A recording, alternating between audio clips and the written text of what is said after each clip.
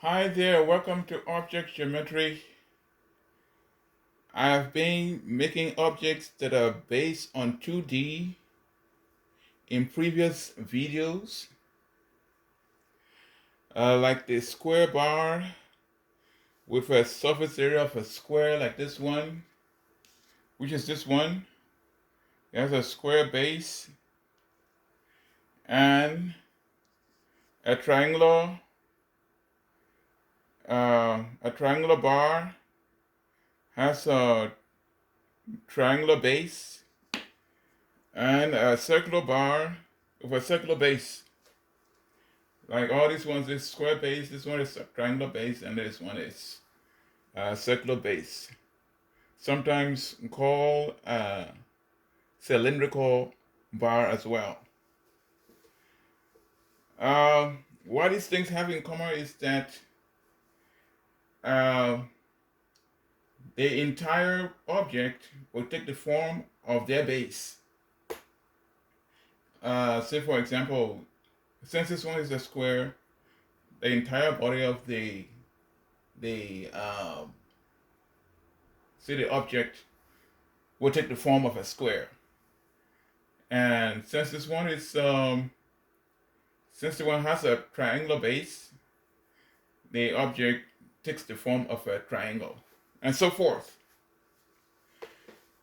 And not only that, the the formula of the square will be included in the volume formula. As you can see here, this formula here is the square of the base is included in the volume formula. This formula that you see here is the formula for the triangle, and so forth. They are very simple to make, and they are straightforward, and their formula is very easy to find. Like the volume formula for each of them is very easy to find.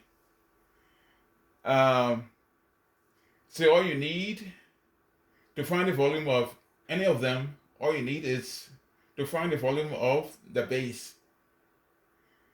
Then you just multiply a third dimension. Most of the time, it's the height. But that wasn't the case with the sphere. The sphere, say, take a basketball for example. That is an example of a sphere.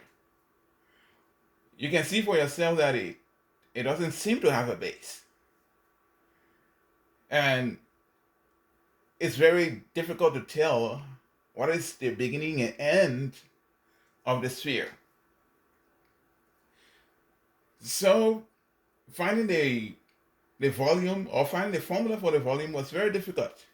And all people could do was to go into a lab or go into the lab and do all kinds of experiments.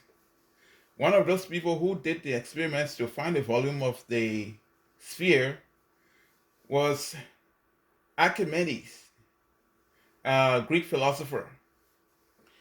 He said that if a cylinder, and I'm paraphrasing, he said if a cylinder and a sphere are displaced in water, the volume of the sphere will be 2/3 of the cylinder. So he said that that's how I diagram it here. He said that the sphere will be 2/3 of the cylinder. They have there were all kinds of examples that seem to match the same result, but I chose this one because it's very simple. So since we know the formula of the cylinder, we can just add 2/3 as the coefficient and see if we can find the formula, the volume of the sphere here. As you can see, uh, this h is the height. They have the same diameter and the same dimensions. So this is the height, and the height for the sphere is the diameter. So we know that two radius will make a diameter, and it corresponds with this radius here. So it makes it easy for the problem. And we have r time r squared is r cubed. 2 times 2 is 4, and we retain the pi here, and it becomes 4/3 pi r cubed, and that is the volume of any sphere right here.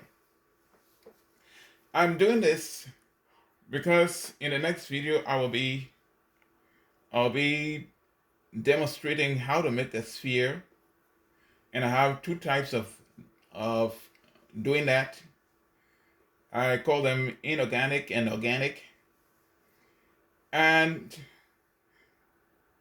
we will see how this affects the calculation of the material of a sphere. So that's that. Thanks for watching.